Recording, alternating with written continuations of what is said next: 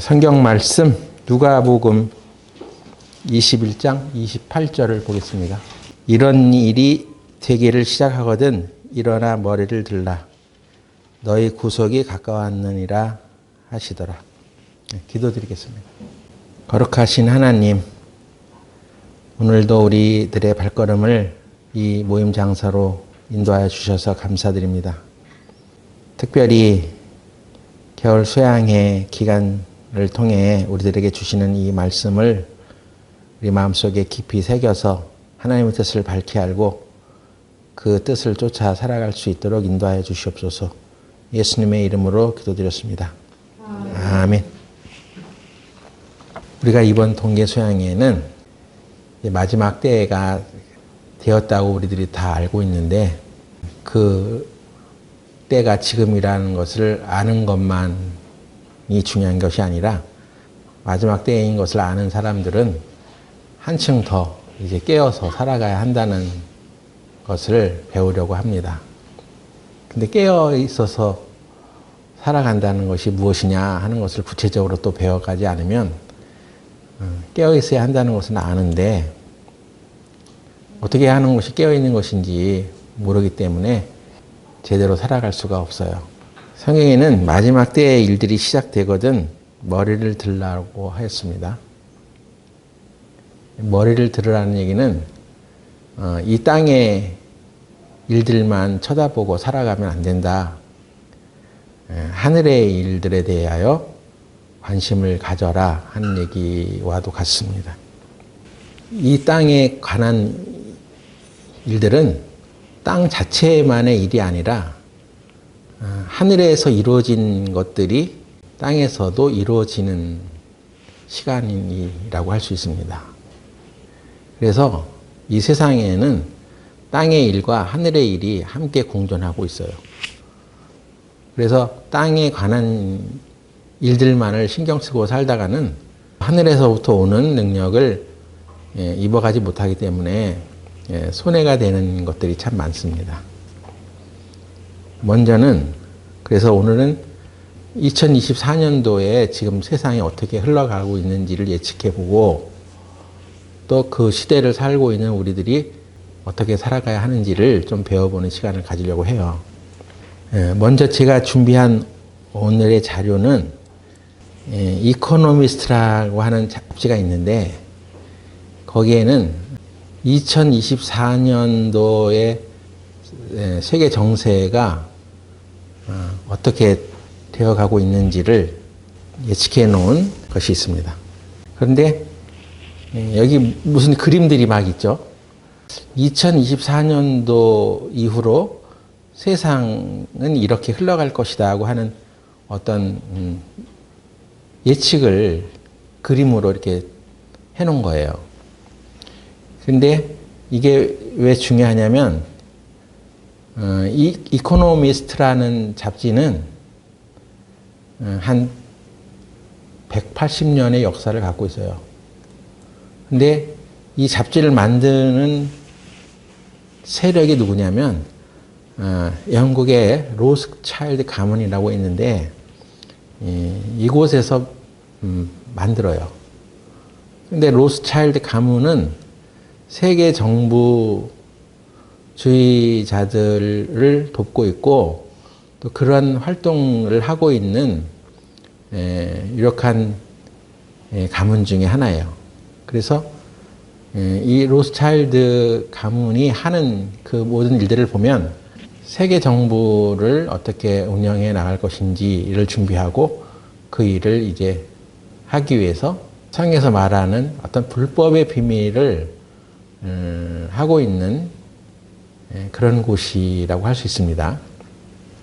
거기에 막대한 자금을 대고 모든 경제, 정치 이런 부분들을 기획하고 또 통제하면서 세상을 주도해가는 어떤 활동들을 하고 있는 곳이죠. 그래서 이 로스차일드 가문이 만들어가고 있는 이 이코노미스트라고 하는 잡지에는 앞으로 2024년도를 이렇게 이제 움직여 가겠다 하는 그런 계획을 그림으로 이제 표현하고 있습니다. 여기 그림들을 자세히 보면 이 그림들 안에 여러 가지 이제 도해가 있는데 그 중에는 여러 가지 그림들인데 이렇게 물음표가 되어 있는 그림들이 있어요. 이게 한 10가지 되는데 이 물음표는 앞으로 이런 것들이 될 수 있다. 또는 이런 것에 대해서 세계 정부주의자들이 이런 것들을 꾸며갈 수 있다. 그런 예측을 하고 있는 거죠. 그리고 예측해 보라는 것입니다. 거기에는 한 10가지 퀘션 마크가 있어요. 이렇게 여기 뭐 트럼프처럼 생긴 인물의 물음표가 있고 또 각 곳곳에 어떤 그림의 도해의 끝자락에는 이렇게 물음표를 해놓은 것이 10가지 정도가 있어요. 그래서 그런 것들을 예측해 보면서 세상이 어떻게 흘러가고 있는지를 한번 생각해 보라는 것입니다. 그래서 친절하게 이런 것을 예측하게 해서 세상이 이렇게 흘러가고 있다는 것을 암시하고 있는 거예요. 근데 이 그림들을 이제 밑에서부터 잘 보면 여기에는 시진핑처럼 생긴 인물도 있죠. 맨 밑에. 그리고 저 밑으로 보면 뭐 그 시진핑 옆으로 이제 생긴 할아버지는 이제 바이든 이라는 사람을 상징하고 있는데 그 밑에서부터 이제 저 하단 밑에서부터 어떤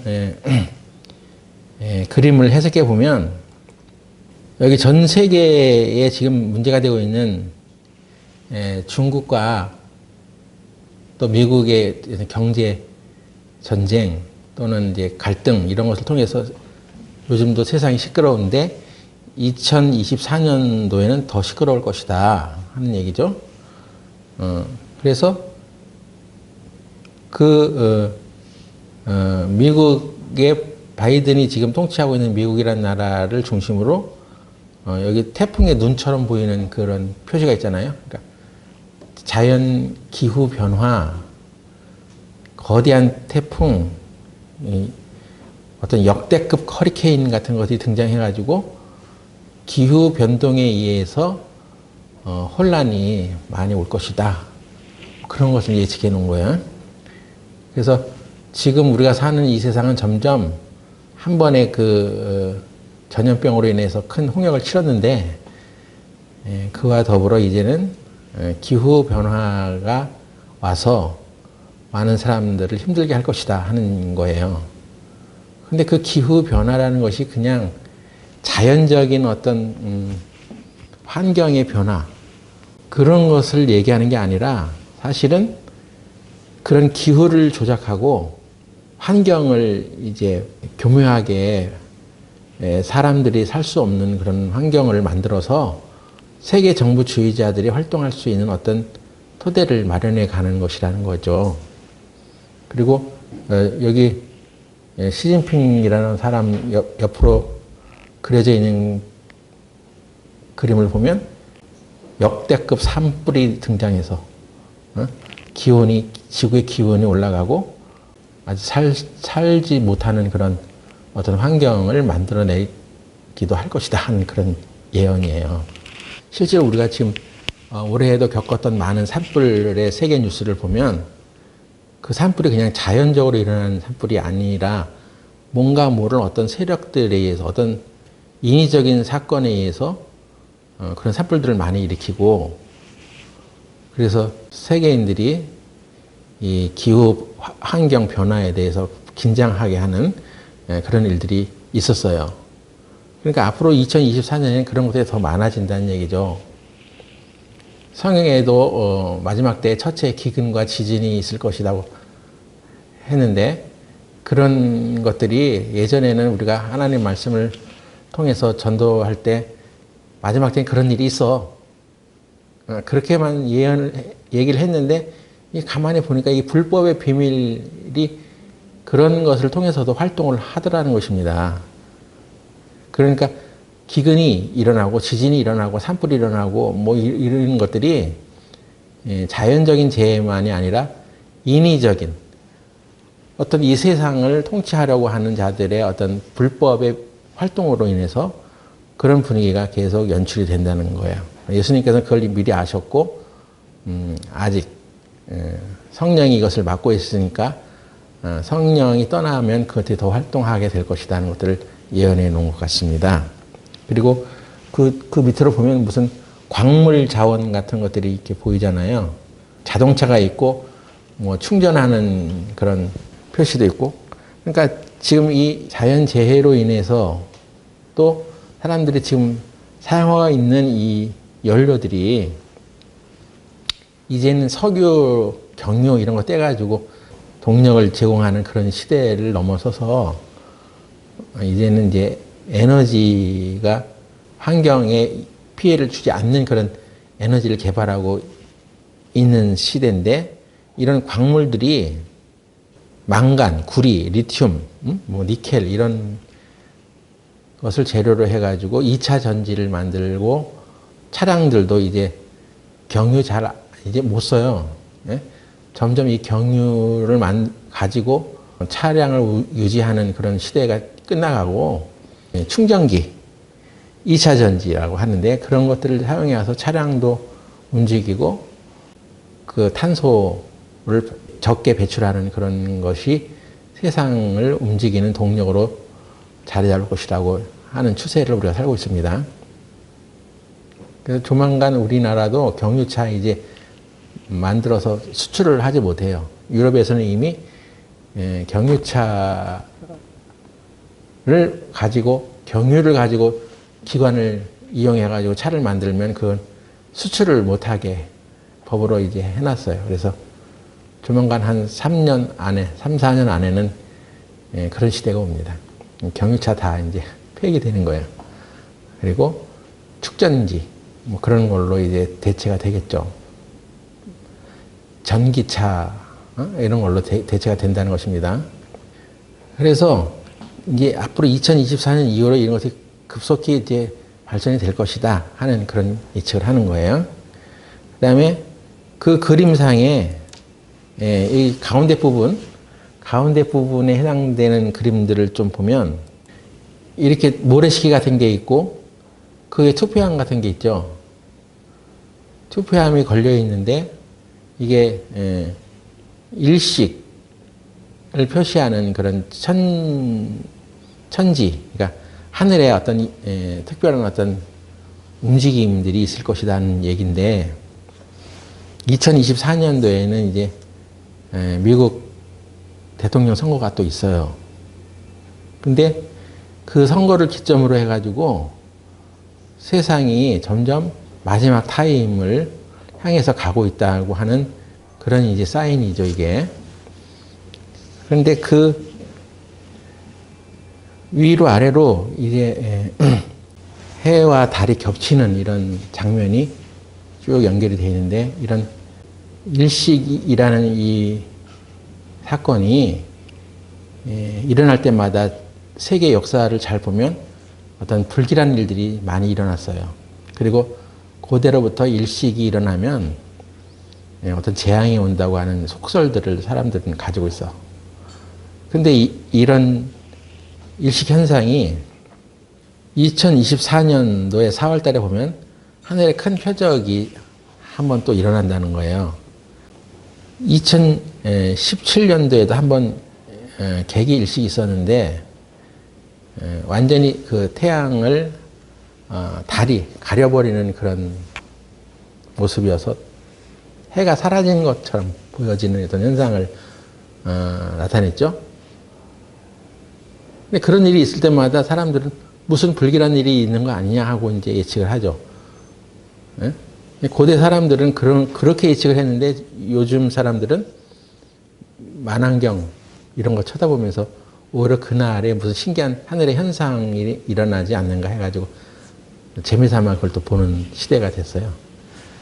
그런데 미국을 가로지는 저 서부로부터 동부로 가로지는 개기일식이 한 번 있었는데 2017년도에 2024년도의 4월 달에는 반대로 저 동부에서 미국의 그 남부로 이동하는 그런 일식이 한 번 일어난다는 거예요.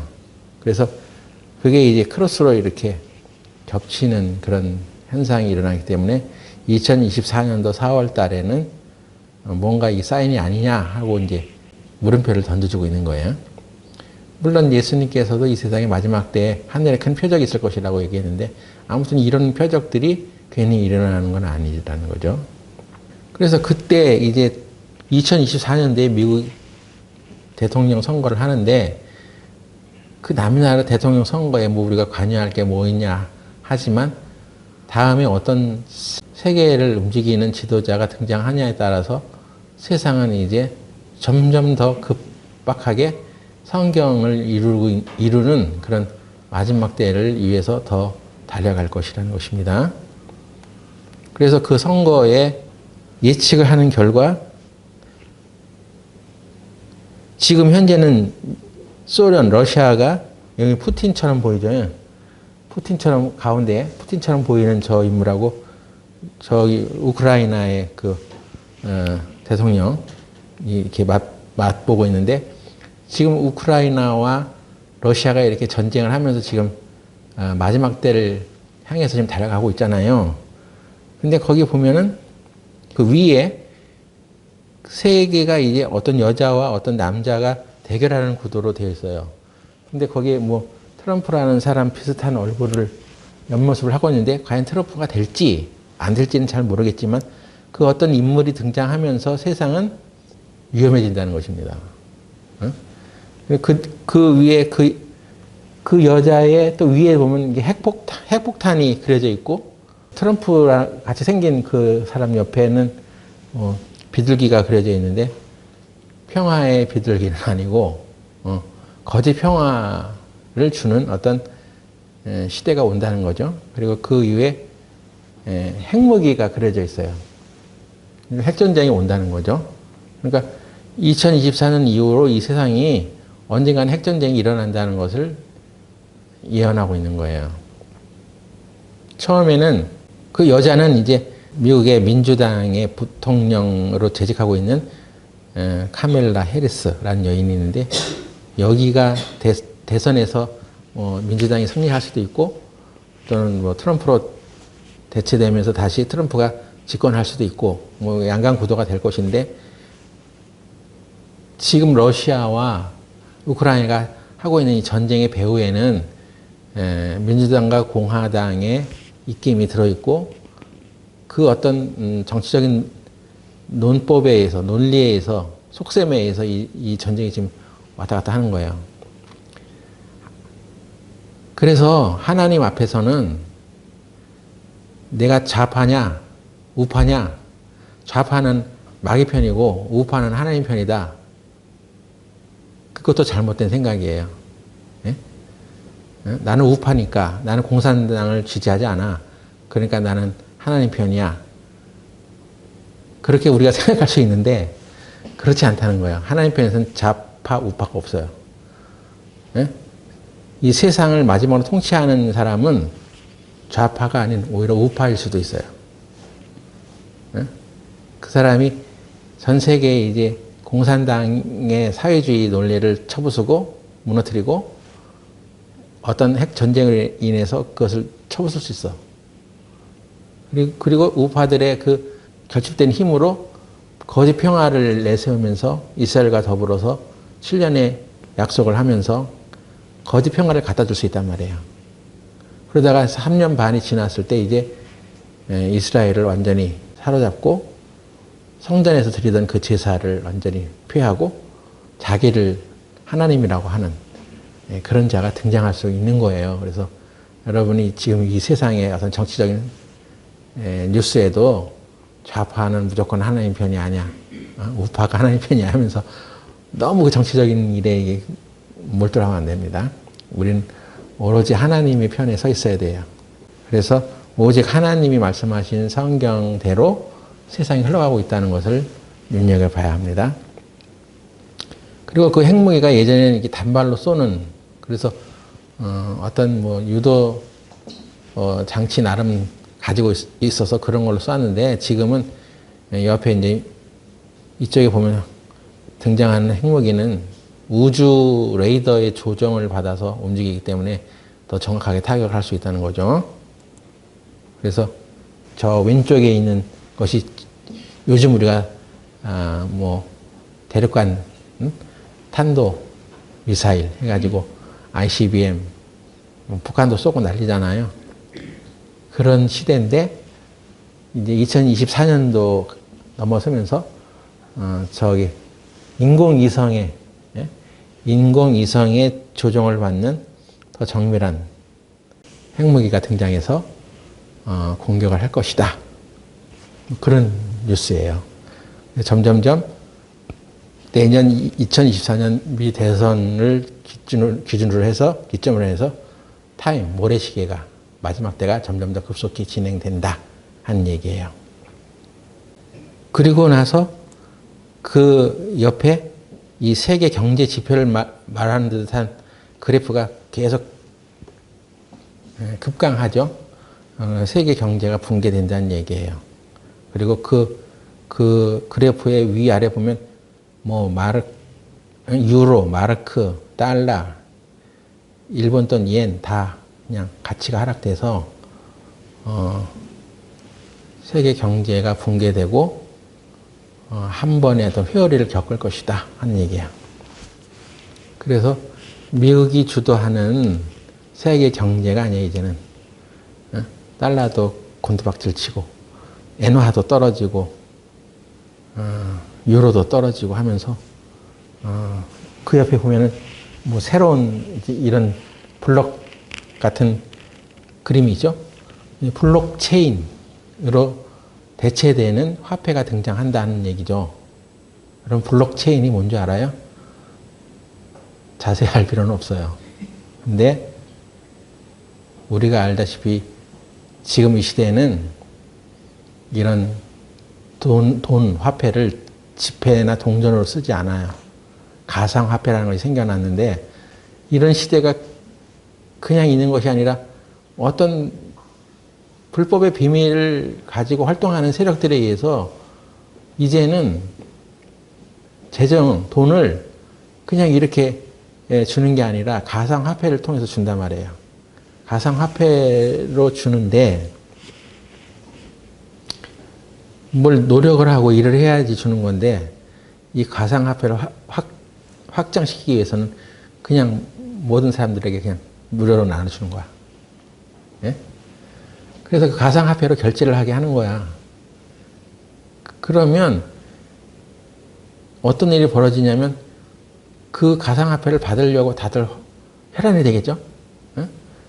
그런데 그 가상화폐를 통해서만 물건을 사고 팔고 매매를 하게 하면 그 가상화폐를 통해서만 물건을 구입할 수 있는 시대가 되니까 그 가상화폐를 얻으려고 할 거 아니에요?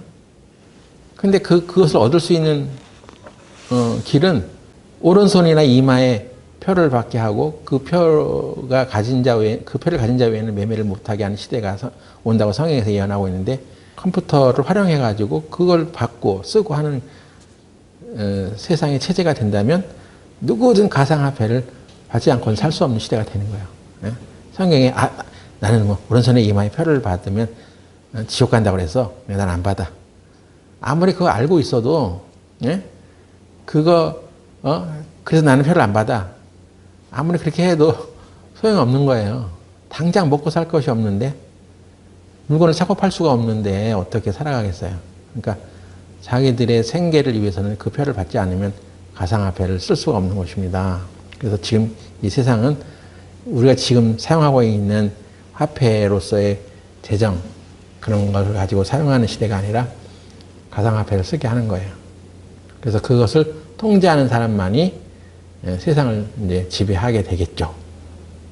그렇게 되는 거예요. 그래서 그런 시대가 온다고 하는 것을 2024년도에 예언을 해 놓은 거예요. 더 이런 활동이 더 심각해지겠죠. 자, 그렇게 이렇게 경제가 이제 점점점 이 세상은 이제 곤두박질 칠 것이다. 그래서 이제 이 세상의 경제가 어떤 사람이 그것을 이제 주장하고 있는지 모르지만 어떤 모종의 세력에 의해서 이 세상은 그 불법의 비밀들이 이제 활동하고 있는 것입니다. 자, 그래서 이런 의미들이 뭐냐 도대체. 세계 경제가 붕괴되고 CBDC라고 표현된 디지털 화폐, 가상화폐를 쓸 수밖에 없는 시대로 갈 것이다 하는 거죠. 그러니까 이 세계 정보주의자들이 이렇게 앞으로 우리가 이렇게 할 거야 하고 이제 선전포고를 해놓은 거예요. 그리고 이걸 뒤에서 이렇게 활동하는 사람들이 마귀가 주는 그런 지혜를 바탕으로 아주 발빠르게 움직이고 있습니다. 여러분 하나님 믿는 사람들은 그래서 이게 멍청하게 앉아 있으면 안 돼요. 훨씬 더 연구를 하고 세상이 성경대로 흘러가고 있는 것에 대해서 눈을 뜨고 쳐다봐야 됩니다. 그리고 또 반대쪽을 그림을 보면 이 투표함 뒤에 이 전시안처럼 보여지는 눈이 있죠. 불법의 비밀을 가지고 움직이고자 하는 자의 우두머리가 여기 이제 사람의 뇌 부분에 해당되는 걸 다 식경망으로 다 연결해 놨죠. 사람을 다 통제한다는 얘기죠. 빅브라더의 통제 시대라고도 얘기할 수 있는데, 모든 사람들을 컴퓨터의 통제 안에 가두고 그런 사람들의 머리에 생각까지도 지배하는 그런 시대가 온다는 거예요. 요즘 너무나 많이 컴퓨터들을 보고 특히 스마트폰 많이 쳐다보고 사는 시대라 여기서 눈을 안 뜨면은 조용하게 지내는 시간을 갖기 힘든 때가 지금의 시대예요. 그래서 우리 어린애들도 마찬가지고 우리 청소년들도 마찬가지고 청년들도 마찬가지고 지금 사는 그 어린 나이의 세대들을 MZ 세대라고 하는데 그 미디어에 완전히 잠식된 시대라고 하는 거예요. 모든 정보를 스마트폰으로 찾고 스마트폰에 의해서 하루 일정이 움직여지고 스마트폰 없으면 일을 못해. 그리고 생각도 못해. 여러분들은 예전에는 그리스도인들이 이 시대에 특히 깨어 있어서 더 하나님의 말씀을 살피고 하나님 뜻대로 이 세상이 흘러가는 것에 대해서 관심을 가지고 지켜봤는데 지금은요 그렇지 않아요. 너무나 나약한 정신 상태를 가지고 있는 시대라는 거예요. 그 손에서 스마트폰 뺏어버리면 아무 생각을 못합니다. 생각의 결여, 깊은 생각하지 못하고 뭘 마땅히 해야 할 것도 생각하지 못하는 시대가 되었어요. 그것을 지금 통제하고 있는 것이 빅브라더 시대입니다. 안타까워요. 뜻이 안 통해, 대화가 안 통해, 애들하고. 세상을 생각하고 인생을 생각하고 자기 영혼의 문제를 생각하고 더 가치 있는 것을 생각하고 있는 것이 없기 때문에 그냥 단지 세대 차이가 아니에요. 세대와 단절이 됐어요. 그래서 옛날 어른들의 가치 있는 사고방식을 자식들 세대로 전해줄 수 없어요. 끔찍한 시대가 되고 있습니다. 그래서 여러분들은 죽기 살기로 성경을 봐야 하는 게 그 이유예요. 영적인 그런 배경들이 없으니까, 이 지식이 없어서, 영적인 것들이 없어서 그냥 눈에 보여지고 생각나는 대로 그냥 살고 그런 시대가 되고 있습니다. 그래서 이런 시대가 된다는 거예요, 이제. 예? 컴퓨터가 사람의 뇌를 조정하는 거야. 너 그냥 아무 생각하지 마. 그냥 그 화면에 나오는 대로 살아. 하나님의 말씀이 들어가질 않아. 그리고 여러분들은 하나님의 말씀을 듣는 것을 강조하는 이런 교회에 다니는 건 참 감사하게 생각해야 되는데, 우리 교회 자체도, 우리 교회조차도 여기에 이 사단의 영향력들이 교회 안에 들어와서 우리 아이들을 잡아버리고 있습니다. 무슨 생각이 없어. 애만 그런가? 어른도 마찬가지예요. 도대체 생각이 없는 거예요. 뭔가에 이게 통제되고 지배가 돼서 살아가는 거예요. 그러니까 하나님의 생각과 하나님의 뜻을 알지 못하는 거예요. 그리고 안다 하더라도 그게 행동되지 않아요. 저는 우리 교회가 그래도 하나님의 말씀을 제대로 가르치고 정말 하나님부터 오는 어떤 깨달음을 많이 얻어간다고 나름 자부하고 있는데 그렇게 자부할 일이 아니더라고요. 실제로 그 사람 1대1로 만나서 얘기를 해보면 하나님의 생각이 없는 거예요. 그래서 우리가 그냥 하나님의 말씀을 받은 교회다. 이걸로만 안심하지 말고 여러분들 성경을 계속 묵상해야 됩니다.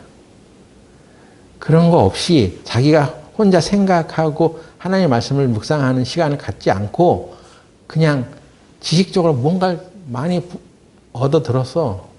그럼 당연히 알았어야지. 그 알았으면 그렇게 행동해야지. 그런데 그렇지 않아요.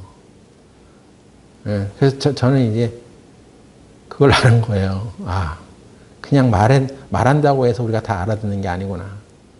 이 생각의 변화가 안 생기는 게 왜 그러냐는 거예요. 성령으로 그 정보들이 오지 않으면 들은 거에 불과한 것입니다. 이런 시대를 만들어가는 것이 사단의 전략이에요. 이전부터 계속 돼 왔고 10여 년 전부터 계속 돼 왔고 적어도 70년, 80년대, 90년대까지만 해도 그 초반까지만 해도 그때 구원받은 성도들하고 2000년대 이후로 특히 어릴 때 구원받은 우리 자녀들 그냥 구원을 받은 거야 그냥. 부모 따라서 교회를 오다 보니까 복음의 말씀을 듣게 됐고 그러니까 당연히 내가 구원을 받은 거야 그냥. 그런데 이 얘기를 들어보면 아닌 게 있어. 아니 구원을 정말 확실하게 받은 사람이라면 해야 할 말과 해야 할 생각들이 아닌 것들이 너무 많은 거예요. 이게 다 매스컴, 특히 컴퓨터, 뭐 게임 이런 데 빠져가지고 아무런 생각이 없는 것입니다. 주위에 어떤 중대한 일이 벌어져도 뭐 그런 것까지 그렇게 신경을 써야 돼요. 신경 쓰지 않아요. 그래서 사람의 뇌 구조를 이 컴퓨터의 통제를 받는 시대로 이렇게 바뀌어져 가게 된 것입니다. 여러분은 하나님의 뜻을 올바로 알고 깨어있는 생활을 하려면 이제라도 지금부터라도 컴퓨터 끊어. 스마트폰 끊으라고. 그리고 성경을 봐. 하나님의 말씀을 단독적으로 직접 눈으로 읽고 내 신경에 뇌세포에서 그것을 흡수하고 활동하는 그런 체계를 훈련하지 않으면 여러분은 이제 2024년 이후로 우리 앞에 닥쳐질 그런 세상에서 그냥 이렇게 그냥 컴퓨터의 통제와 조종을 받는 그런 사람으로 그냥 전락하는 거고 깨어있는 삶을 살 수는 없습니다. 스마트폰 보고 싶으면 그 순간에 성경 보라는 사인으로 알고 성경을 보는 거예요. 무조건 봐. 그냥. 뭐 성경을 보고 생각을 하는 게 있어야 되는 것입니다. 그거 훈련을 해야 되는 거죠. 그리고 앞으로 우리가 사는 이 시대는 2025년도에는 더 큰 바이러스가 올 수도 있다. 이런 걸 예측하고 있습니다. 예? 세계 대전염병을 예언했던 빌 게이츠라는 사람이 2019년 겨울이죠. 2020년 또 돼가지고 코로나19가 등장했는데 그런 것이 등장하기 전에 이미 2019년도에 이 사람이 예언을 했어. 앞으로 큰 전염병이 올 것이라고. 이 사람은 어떻게 알았냔 말이야. 이 사람은 그 전염병과는 전혀 상관없는 전공이야. 컴퓨터 만들어서 팔아먹던 사람인데. 근데 이 사람이 어떻게 그걸 예언했냔 말이에요. 그러니까 이 사람은 그런 세계 정부주의자들과 함께 어울리면서 그런 시대를 만들어낼 것이라는 어떤 정보와 소스가 있었던 거예요. 이 사람 주목해야 됩니다. 그냥 세계에서 돈 많이 버는 사람이 아니에요. 뭔가 뒤에서 엉뚱한 짓을 하고 있어. 그런데 최근에 WHO 사무총장인 이 사람이 세계는 코로나보다 더 치명적인 질병에 대비해야 한다. 이걸 얘기했어. 아니, 자기가 어떻게 알아? 근데 나름 정보가 있는 거야, 이 사람은. 이 사람도 그런 세계 정부주의자들과 함께 어울려서 활동하는 사람 중에 하나거든요. 전 CDC 국장, 질병관리센터, 미국에 질병관리센터라는 것이 있어. 거기에 전 국장이었던 이 사람은 코로나보다 더 심각한 팬데믹이 올 것이라고 경고를 했어. 2019년 10월 달에 뉴욕 피에로 호텔이라는 곳에서 존스 호키슨 대학과 세계경제포럼, 빌 게이츠 재단 모여가지고 앞으로 이벤트 2021 어떤 시대가 올 것인가를 예측하고 무슨 학술 세미나를 했는데 거기에 코로나 바이러스가 등장할 것이라고 이 사람들이 예측을 했어 그때. 근데 2020년도에 코로나 터졌어요. 3년 동안 그 코로나 시대를 거치면서 많은 교회들이 망가졌습니다. 어떤 교회 절반이 날아갔어. 면역력이 약한 노인들은 교회 오지 말라고 해가지고 교회 안 나다 보니까 3년 만에 교회가 반토막이 났어. 그래서 그 시간을 겪으면서 사람들의 믿음도 흐지부지해졌어요. 아니, 우리 교회는 다행히 코로나 그 3년 기간 중에 죽으라고 모였습니다. 막 여기 시청 직원, 동사무소 직원이 찾아와가지고 왜 모이냐고 우리가 막 압박하고 막 그럴 때 우리가 그건 우리 마음이지 왜 네가 결정해 하면서 우리가 막 대처하면서 그래도 막 주구장창 모였어. 그래서 그러다 보니까 그래도 우리 교회는 그 시기를 잘 견뎠습니다. 어려움이 한번 탁 교회에 주어지니까 그냥 절반이 날아가는 것입니다. 여러분은 지금 우리가 사는 시대에는 내가 믿는 믿음으로 인해서 목숨을 위협받지 않잖아요. 근데 일본이라는 나라는요, 전도율, 복음화율이 1%밖에 안 된대. 기가 막히죠. 온갖 잡신들이 많아서 전하는 그런 거야. 그럴 수도 있지만, 불과 지금 우리나라보다, 우리가 1800, 한 80년대, 그때 80년대, 1850년대 우리나라에 이제 복음 들어와서 개화되기 시작했는데 우리나라보다 훨씬 전에 일본의 나라도 복음을 받아들였다고 합니다. 근데 그래서 나가사키 현이라는 곳에 나가사키에 그런 곳에는 한 30만 명이 기독교인들이 있었대요. 근데 일본의 도요토미 히데요시 사람이 이제 등장하면서 금교령을 내린 거야. 예? 기독교를 믿는 사람들은 다 추방하고 선교사를 다 추방하고 기독교 믿는 사람들은 다 죽이겠다고. 그래서 길에다가 못을 박아가지고 거꾸로 세워가지고 대못을 그냥 촘촘히 박아가지고 그 길을 하나 만들어 놓고 하나는 예수님의 사진을 딱 걸어 놓은 거야. 그리고 네가 이 둘 중에 기독교인이라고 의심되는 사람을 보면 너 이 둘 중에 한 길을 걸어. 그래서 예수님을 짓밟고 가는 사람은 살려주고 못으로 이렇게 길을 만들어 놓은 그곳을 걷는 사람은 너 기독교인이야? 죽이고. 그런 정책을 핀 거예요. 단순히 예수를 믿지 말라는 게 아니라 기독교 자체를 파괴하려는 공작을 한 것입니다. 우리나라보다 300년 전에 그런 일이 있었던 거네. 우리나라가 기독교를 받아들이기 보다 한 300년 전에 벌써 그 일본은 기독교가 들어와서 그런 일들이 있었다는 거예요. 그래서 거의 다 이제 정말 나는 예수님을 배반할 수 없습니다 했던 사람은 다 죽어가고 변절한 사람들은 살아나고. 그래서 그때 들어와서 활동했던 것이 제수이트들, 천주교, 제수이트, 예수회 신부들이 들어와서 활동을 했는데 거기에 대해서는 연구를 좀 많이 해야 됩니다.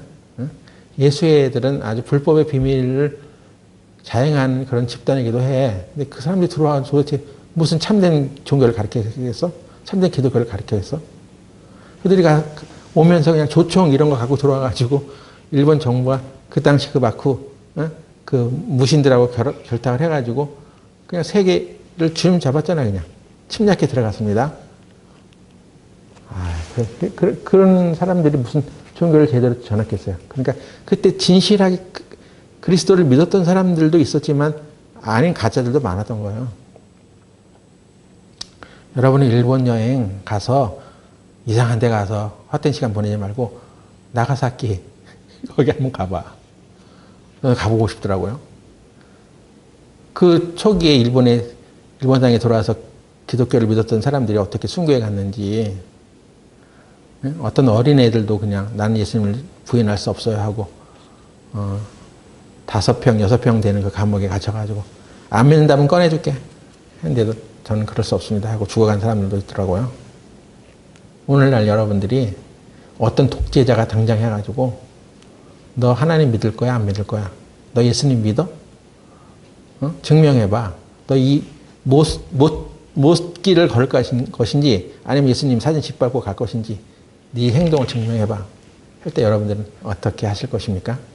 네? 여러분 다 구원 간증하시죠? 구원 받으셨어요? 저도 그렇게 생각해. 근데 그러면 그거 증명해봐 할 때 어느 길을 갈 거냐 말이에요. 이 시대에 우리에게 그런 환난까지 하나님께서 우리에게 그런 환난을 보내주시지 않겠지만 옛날에는 그랬단 말이에요.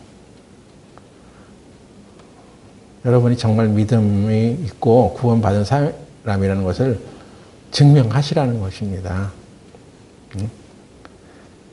내가 죽고 사는 것이 하나님께 있다는 것을 알지 못하는 사람은 평소에는 교회에서 나는 구원받은 사람이에요. 구원받았어요. 이렇게 얘기하다가도 자기 목숨이 위태로우면 예수님 사진을 밟고 갈걸요. 아니 그렇게 해도 베드로도 3번이나 예수님을 부정했으니까 그런 사람도 회개하면 되지만 우리는 이 세상을 살면서 마지막 때에 우리 믿음을 증명할 수 있는 길들이 많이 있습니다. 그때마다 우리가 우리 믿음을 저버리고 살아가면 깨어있는 사람이 될 수는 없죠. 2024년도 이렇게 흘러갈 것이고 점점점 세상은 불법의 비밀을 따라서 활동하는 사람들의 시대로 그들이 얘기하고 있는 대로 성경이 흘러가고 있다고 예언을 해놓은 거죠. 네? 특히 2025년도에 코로나보다 더 큰 질병이 올 것이다. 그렇게 예측을 하고 있어. 여러분 또 코로나 시대에 3년 동안 얼마나 힘들었습니까? 그때 여러분은 믿음을 잘 지켰어요? 앞으로 2025년도에 그런 일이 또 터지면 어떻게 할 것입니까? 우리 아들이 얼마 전에 미국으로 갔는데 영주권 받아서 미국에 갔는데 걱정돼요. 그 나라에 또 그런 일이 벌어질 수 있는 거예요. 어떻게 막습니까? 그것을. 코로나를 우리가 막을 수 있었어? 어떤 음모, 어떤 불법의 비밀을 갖고 있는 사람들에 의해서 조작된 어떤 그런 환경이 됐는데 그리고 싹 걷어갔죠. 지금 아무것도 없는 것 같아. 언제 그랬냐는 식으로. 그래서 또 코로나보다 더 큰 어떤 질병을 일으켜가지고 전염병을 일으켜서 세상을 그냥 어지럽게 하면 이 학습이 됐죠. 사람들이 지난번에도 이렇게 했으니까 또 이렇게 해야지. 여전히 그냥 마스크 끼고 사람 있는 데는 안 가고 교회에는 또 그냥 그런 질병을 일으키는 전염병이 창궐하는 곳이니까 교회에 안 가고 신앙생활 이제 못하고 안 하고 교회를 꼭 가야지만 신앙생활 하는 거야. 집에서 그냥 유튜브로 들어. 방송도 들어. 그래서 하나님이 이 교회를 통해서 2-3 사람이 모이는 그곳에 내가 그들과 함께 있다 하는 이 말씀 있는데도 불구하고 그게 그렇게 중요치 않은 거야. 일단 내 목숨이 위험한데 어딜 가. 그래서 자기 목숨 챙기느라고 신앙생활 못하는 거야. 우린 생활 속에서 여러 가지 내 삶에 위협을 주고 있는 요인들이 등장할 때마다 안 해버리는 거예요. 그쪽으로 가지 않는 거예요. 우리는 그래서 끝날에 믿음을 지키고 있는 자가 과연 몇이나 되겠느냐 하는 말씀처럼 항상 자기를 생각해야 됩니다. 내가 지금 오늘날 나를 위협하고 있는, 내 생명을 위협하고 있는 일들에 대해서 나는 어떻게 반응하고 있는가 하는 거죠. 그래서 깨어 있어라. 이런 모든 일들이 일어나거든 머리를 위로 들라 하는 얘기가, 이런 얘기 예전부터 들어왔어. 우리 적어도 구원받은 모임 안에서는 세상 끝이 다가오는 뉴스가 들리거든 머리를 들어. 들어야지. 아니 그게 무슨 뜻이냐는 거예요. 머리를 들으라는 게. 그것은 하늘의 일을 바라보라는 것이죠. 땅의 일을 가지고만 그것을 생각하면 해답이 없는 거예요. 못 버티는 거예요. 그것이. 이길 수 없는 거예요. 그 순교의 길을 걸어갔던 그 어린애들도 내가 죽으면 다시 산다. 그래서 지금 이렇게 죽는 것도 괜찮아. 응? 그래서 기꺼이 자기를 죽음에 내어준 것도 다시 산다는 부활의 확신이 있었기 때문에 그런 거 아니겠어요? 다음 세상을 우리는 살 수 있는 더 큰 은혜를 받아서 영원히 죽지 않는 영혼을 우리는 소유했어. 천국을 갈 수 있게 되었어. 우리가 죽어도 우리 몸이 다시 부활해. 더 나은 부활을 내가 믿어. 그게 확실하면은 지금 내가 받고 있는 어떤 적당한 어려움에 대해서도 아무 문제가 안 되죠. 그것 때문에 못해먹는, 신앙생활 못하는 그런 게 아니죠. 자, 그래서 우리가 생각해야 될 머리를 위로 들라고 하는 것에 대한 몇 가지 것을 살펴보겠습니다. 마태복음 6장 한번 보세요. 6장 19절에 너희를 위하여 보물을 땅에 쌓아두지 말라. 거기는 좀과 동록이 해하며 도적이 구멍을 뚫고 도적질하느니라. 오직 너희를 위하여 보물을 하늘에 쌓아두라. 거기는 좀이나 동록이 해하지 못하며 도적이 구멍을 뚫지도 못하고 도적질도 못하느니라. 네 보물이 있는 그곳에는 네 마음도 있느니라. 예수님께서 우리 마음을 어디에 두고 살아가라고 하셨냐면 보물이 있는 곳에 마음을 두어. 사람이 보물이 있는 곳에 마음이 두는 거죠. 마음이 가는 거죠. 응? 네 보물이 있는 곳엔 네 마음도 있어. 내가 어떤 마음을 가지고 살아가는지는 내가 그 보물을 무엇이라고 생각하는 것에 따라 달라집니다. 응? 우리가 마지막 때에 머리를 하늘에 둘 수 없는 것은 내 보물이 하늘에 있지 아니하고 땅에 있기 때문에 그런 거죠. 네? 아니에요. 저는 하늘을 바라보고 살아요. 우린 죽어도 천국 갈 수 있는 소망이 있어요. 그러면 그 마음은 표시가 돼야지. 내 마음은 그래요. 말만 하지 말고 그러면 네 마음이 거기 있는지 그걸 나타내. 이것입니다. 만약 우리가 살면서 이 세상에서 많은 재물을 쌓고 또 돈을 벌고 하는 것은 하나님이 주신 축복 중에 하나예요. 하나님의 선물이기도 합니다. 이 세상에서 돈을 버는 게 모조리 잘못됐다. 이게 잘못된 거예요. 이게. 이 교회에 다니는 사람은 다 가난해야 돼. 돈이 많으면 아주 정신을 못 차려. 그래서 목사도 가난해야 되고 교회도 가난해야 돼. 돈이 없어야지 신앙생활을 잘해. 이것은 마귀가 갖다 준 생각이에요. 하나님이 어떤 분인지를 모르기 때문에 그런 거예요.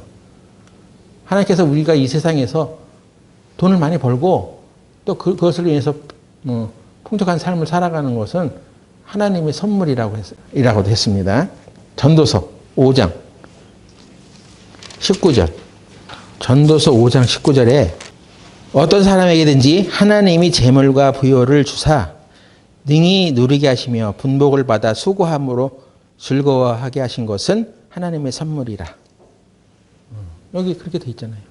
하나님의 말씀에 어떤 사람이 수고함으로 즐거워하게 하시는 것은 하나님의 선물이라. 그리고 하나님의 재물과 부요를 주셔. 왜 하나님 믿는 사람은 재물과 부요를 하나님께서 허락하지 않으셔? 우리는 이 세상에서 그냥 가난하고 찌들게 살아야 돼. 그 가난의 영이 그 사람을 휘어잡고 있는 거야. 하나님의 자녀가 된 사람들이 맨날 그냥 가난해서 먹고도 못 살아. 그런 생활을 하는 것이 하나님의 선물은 아니야.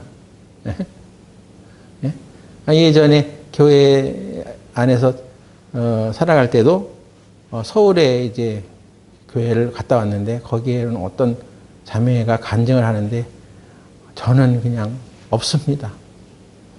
그래서 뭘 쓸 것이 없어가지고 하나님께 드리지도 못합니다. 그런 얘기를 막 하더라고. 근데 그 사람 집에도 한번 방문을 했어. 근데 지금 진짜 찢어지게 가난해. 너무 마음이 아파요. 그래서 아유, 이 사람에게 뭔 다른 것을 요구할 수가 없어. 돕고 싶어도 나도 없으니까 돕지 못하는 마음이고 심정이고. 그러니까 하나님, 이 자매님을 부탁합니다 하면서 그냥 신방하고 왔는데 너무나 그냥 없는 거야. 가난한 거야. 근데 교회에서는 어떤 얘기가 또 있었냐면 그렇게 가난하게 사는 것이 하나님 뜻이라고. 그리스도인은 가난하게 살아야 된다고. 응? 부자 나사로 얘기가 있지 않냐? 어? 부자는 지옥 갔고 거지 나사로는 천국 가지 않았냐? 그러니까 거지처럼 살아야 돼. 이게 그 당시에 팽배했던 교회의 깨달음이었어요. 그런 줄 알았어. 그래서 아유 나도 그냥 부유하게 살지 말아야지. 가난하게 살아야지. 근데 그런 것이 아니라는 것을 이제 나중에 아는 거죠. 하나님이 우리에게 풍부한 것도 주고 재물도 주고 해서 부여를 누리게 하시는 것도 하나님의 선물이야. 내가 열심히 일해서 벌어먹고 또 그 소득을 누리는 것도 그 하나님의 선물이야. 어째서 하나님 믿는 사람은 가난하게 살아야 한다는 것이 들어왔는지 그게 이상한 거예요, 진짜. 윗대로부터 잘못 배운 거지.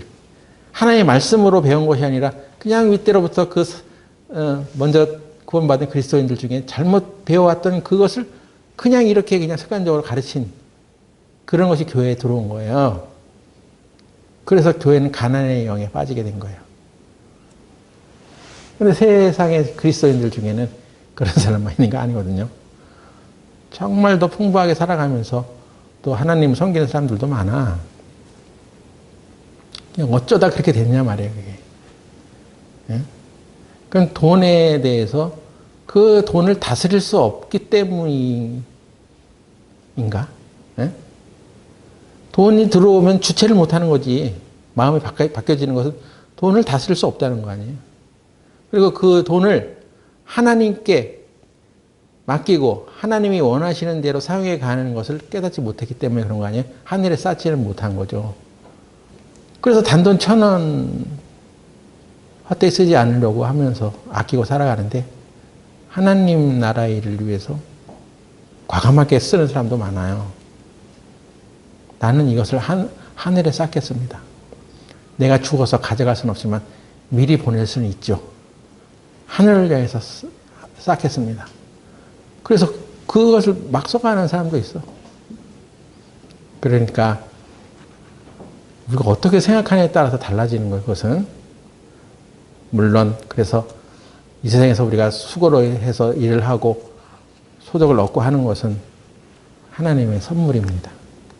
그건 내가 잘나서 그렇게 된 거야. 내가 그래도 이런 재주가 있어가지고 먹고 사는 거 아니야? 이런 것도 없는 사람은 못하잖아. 그러니까 나는 그런 재주가 있어서 그래도 이렇게 사는 거야. 하고 자기의 노력이 산물이라고 생각하지는 말라는 것입니다. 다 하나님의 선물이야. 감사하고 그것이 다 하나님에서 온 것이니까 감사하고 살아가. 그것이죠. 네? 굳이 부자가 되려고 애쓸 필요는 없지만 그리고 하나님 나라의 일을 위해서 일시적으로 그걸 제한해야 되는 사람도 있죠. 네?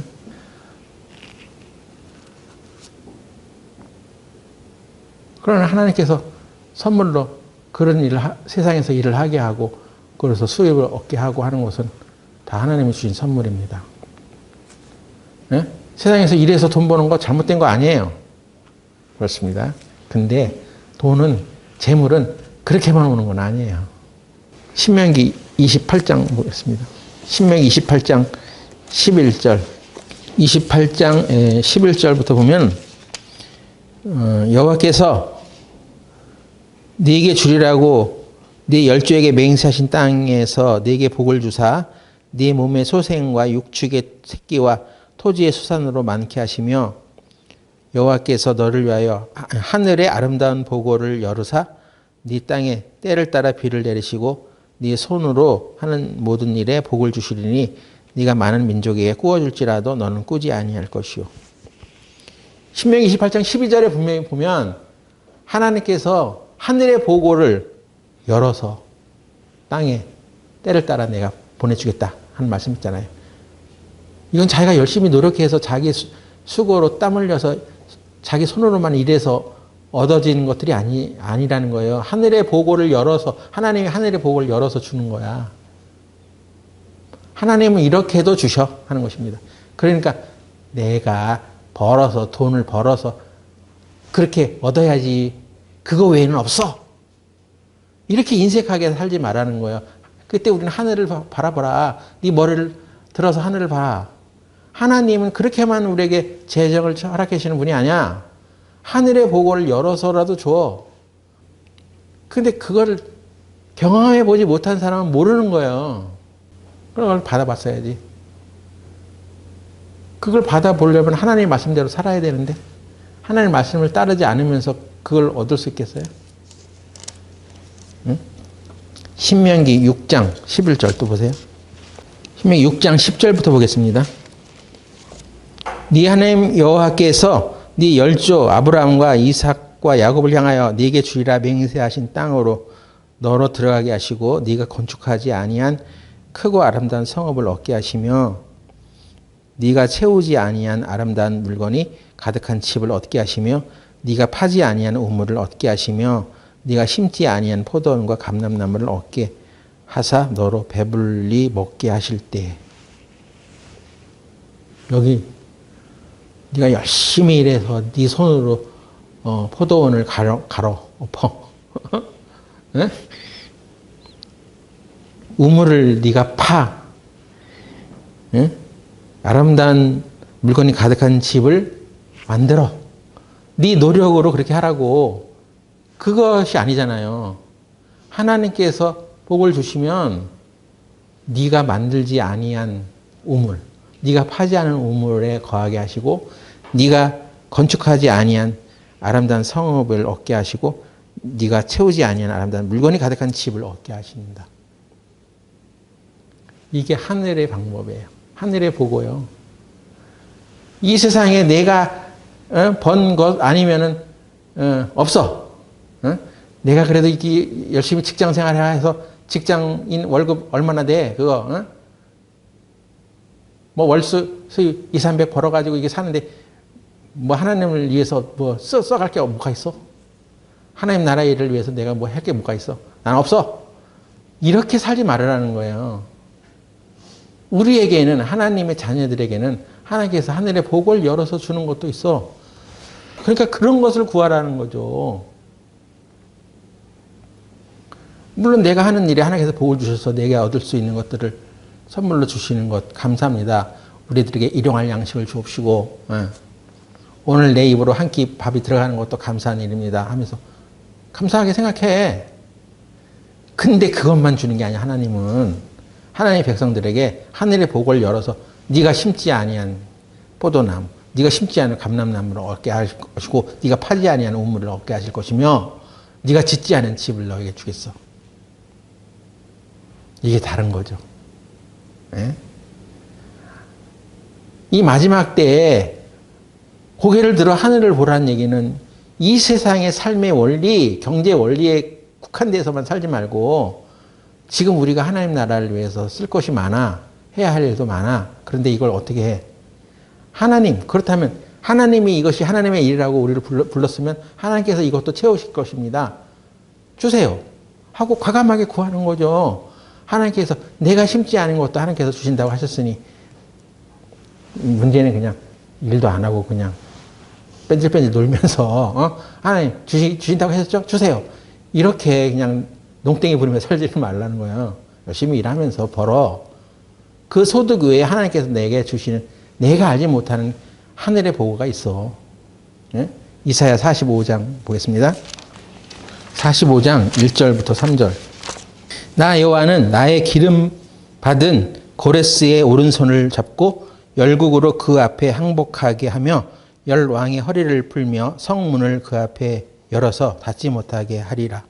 내가 고레스에게 이르기를 네 앞서 가서 험한 곳을 평탄케 하며 눈물을 쳐서 부수며 새빗장을 꺾고 네게 흑암 중의 보화와 은밀한 곳에 숨은 재물을 주어서 너를 지명하여 부른 자가 나 여호와 이스라엘의 하나님인 줄 알게 하리라. 흑암 중에 보화, 은밀한 곳에 숨은 재물, 이런 것도 있는 거죠. 너는 알지 못해. 너에게 감춰져 있어. 근데 하나님께서는 이러이러한 것들을 위해서 하나님께서 네게 숨은 보화와 재물을 네게 주겠어 하는 것입니다. 고레스는 오늘날 그 이란, 예? 이란이라는 나라의 예전 페르시아의 왕이었어요. 그 사람은 이스라엘을 본토로 귀환시키는 그 일에 쓰임을 받은 사람입니다. 이스라엘을 안전하게 귀환시키기 위해서 고레스라는 사람을 들어서 하나님께서 이스라엘을 귀환시켰어. 그 일에 쓰임받은 페르시아의 왕인데 그 사람의 그런 행동으로 인해서 이란과 이스라엘은 사이가 좋았어요. 예전에 페르시아와 이란이. 그래서 하나님께서 특별하게 그 페르시아에게 복을 주셔서 세계의 열강, 많은 제국들이 사라졌음에도 불구하고 페르시아는 그 명맥을 유지하고 있었던 거야. 그나마 바벨론, 애굽, 뭐 이런 헬라 제국이 망하고 로마 제국이 다 망한 가운데도 페르시아의 명맥을 유지하고 있었던 이란은 그래도 그런 은혜를 받고 있었던 것입니다. 그런데 이 페르시아가 뭐 이상해져 가지고 지금 하나님을 등지고 말이야. 이스라엘을 그냥 못 잡아먹어서 한다는데 그러니까 이제 이 페르시아에 대해서도 징계와 교훈이 있겠죠? 그래도 하나님께서는 그 페르시아 사람들을 사랑해가지고 그 끝날에 대대적인 회개를 함으로 인해서 하나님께 돌아오는 백성들이 많을 것이라고 또 예언이 되어 있습니다. 그런데 페르시아의 그 왕이었던 고레스를 하나님께서 특별하게 숨은 재물, 너에게 감춰졌던 이것까지 너에게 주어서 너를 도와주겠다 했던 얘기는 이게 하나님 뜻을 이루기 위해서 하나님 글을 들어서 쓴 거예요. 네? 그냥 자기 일신의 평안을 위해서 숨은 재물을 주세요 하는 게 아니라 이게 하나님 뜻을 이루기 위해서 하나님께서 그렇게 준다니까요. 예?